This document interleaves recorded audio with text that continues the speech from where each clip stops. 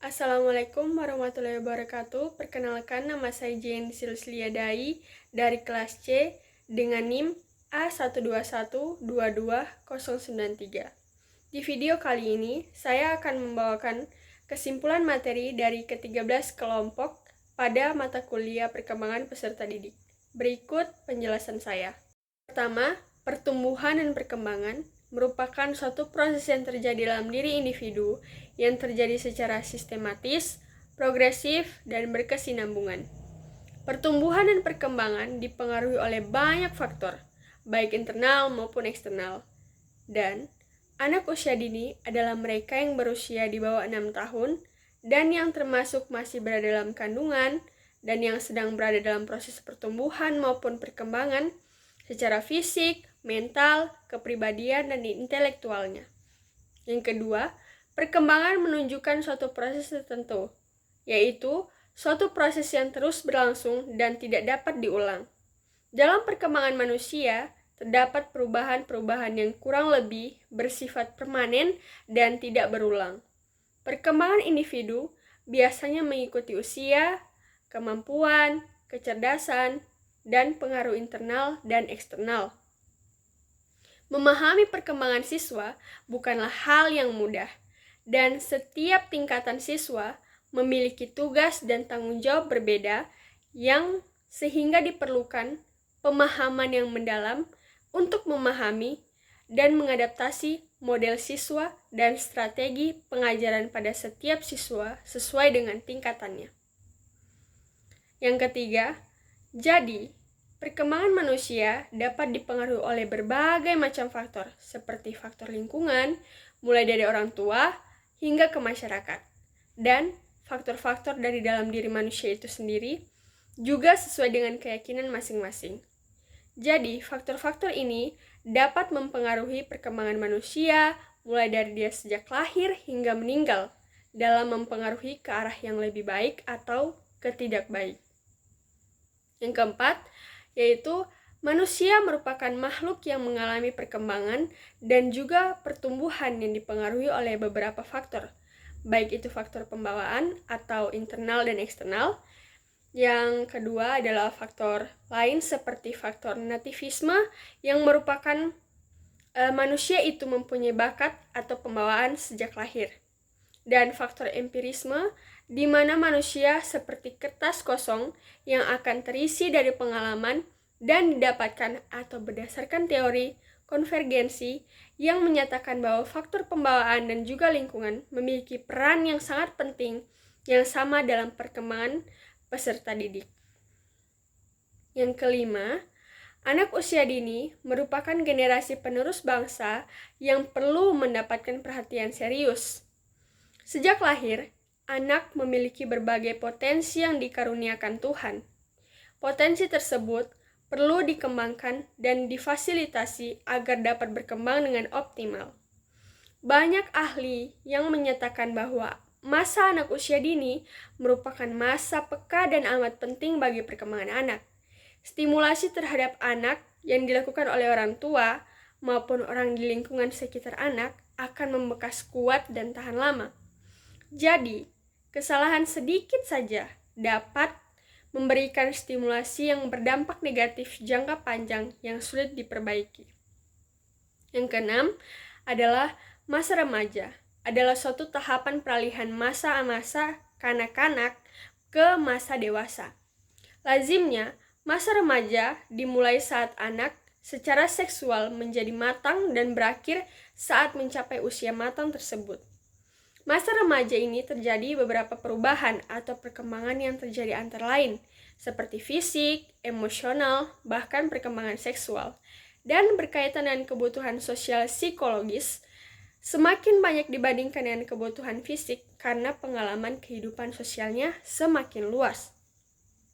Yang ketujuh adalah masa peralihan di antara masa kanak-kanak menjadi dewasa. Dalam masa ini, anak mengalami masa pertumbuhan dan masa perkembangan fisik dan psikisnya. Mereka bukanlah anak-anak baik bentuk badan ataupun cara berpikir atau bertindak, tetapi bukan pula orang dewasa yang telah matang. Dan Maraknya perilaku free sex di kalangan remaja dipengaruhi oleh berbagai hal, yaitu faktor dari dalam diri remaja, meliputi karakteristik individu, pengetahuan seksualnya, dan lain sebagainya. Dan yang kedelapan, ada kecerdasan seseorang yang merupakan kemampuan memecahkan masalah dan membuat suatu produk yang bermanfaat bagi kehidupan. Menurut Armstrong 1994 dan McGrath dan Nobel 1996.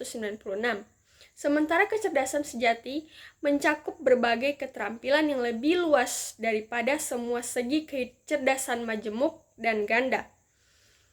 Kecerdasan majemuk adalah teori kecerdasan yang dikembangkan oleh Howard Gardner 18 tahun silam yang mengemukakan bahwa paling tidak ada 8 jenis kecerdasan, yaitu kecerdasan verbal linguistik, logis, matematis, visual spasial, kinestetik, musik, intrapribadi, antarpribadi, dan naturalis. Dan yang kesembilan, dalam pandangan Piaget, belajar yang sebenarnya bukanlah sesuatu yang diturunkan dari guru, melainkan berasal dari dalam diri anak itu sendiri. Piaget berpendapat bahwa belajar merupakan suatu proses menyesuaikan pengetahuan baru ke dalam struktur kognitif yang telah dipunyai seseorang. Bagi Piaget, proses belajar berlangsung dalam 3 tahapan, yakni asimilasi, akomodasi, dan ekuilibrasi. Berbeda dari Piaget, Vygotsky berpendapat bahwa perkembangan kognitif sangat terkait dengan masukan dari orang-orang lain. Namun, sama seperti Piaget, Vygotsky percaya bahwa perolehan sistem-sistem tanda terjadi dalam urutan langkah-langkah tetap yang sama dengan semua anak. Teori Piaget mengatakan bahwa perkembangan mendahului pembelajaran. 10. Ada bahasa dan kepribadian anak yang saling terkait dan berkembang bersama-sama. Bahasa adalah sarana utama untuk anak berkomunikasi dengan orang di sekitarnya dan lingkungannya. Sementara kepribadian adalah karakteristik individu yang mempengaruhi perilaku, pemikiran, dan emosi mereka. Lingkungan berperan penting dalam perkembangan bahasa dan kepribadiannya. Teknologi berpengaruh bagi perkembangan kepribadian anak. Adanya gangguan bahasa pada anak-anak dapat mempengaruhi kepribadian mereka. Yang ke-11 ada perkembangan sosial.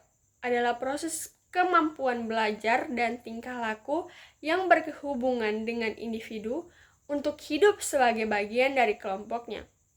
Dalam perkembangan sosial, anak dituntut untuk memiliki kemampuan yang sesuai dengan tuntutan sosial di mana mereka berada. Tuntutan sosial yang dimaksud adalah anak dapat bersosialisasi dengan baik sesuai dengan tahap perkembangan dan usianya dan cenderung menjadi anak yang mudah bergaul. Emosi pada masa awal kanak-kanak sangat kuat. Perkembangan emosional anak tidak selamanya stabil. Banyak faktor yang mempengaruhi stabilitas emosi dan kesanggupan sosial anak, baik yang berasal dari anak itu sendiri maupun dari lingkungannya. Yang ke-12, dari hasil wawancara kelompok 12 kepada anak sekolah dasar dan orang tua siswa, yaitu terlihat bahwa menurunnya perubahan moral anak dipengaruhi oleh kebiasaan siswa sekolah dalam menggunakan gadget untuk bermain game online dibandingkan untuk belajar online. Sosok yang paling berpengaruh dalam mencegah maupun mengatasi dampak negatif ini adalah orang tua. Maka orang tua memiliki peran besar dalam membimbing dan mencegah anak agar teknologi gadget tidak berdampak negatif. Orang tua harus tegas atau tidak boleh membajakan anaknya yang umurnya di bawah 12 tahun untuk menggunakan gadget. Karena salah satu dampak negatif yang terjadi ialah dapat membuat anak menjadi malas, mengganggu kesehatannya, dan juga dapat menyalahgunakan fungsi dari gadget tersebut.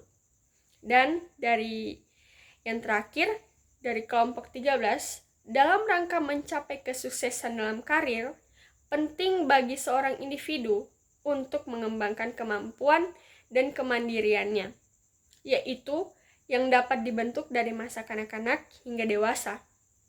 Karena hal ini melibatkan pengembangan kepercayaan diri, kemampuan pengambilan keputusan, dan kemampuan untuk mengelola diri sendiri dalam menjalani karir yang sesuai dengan minat dan nilai-nilai pribadinya di masa depan. Sekian video dari saya, terima kasih.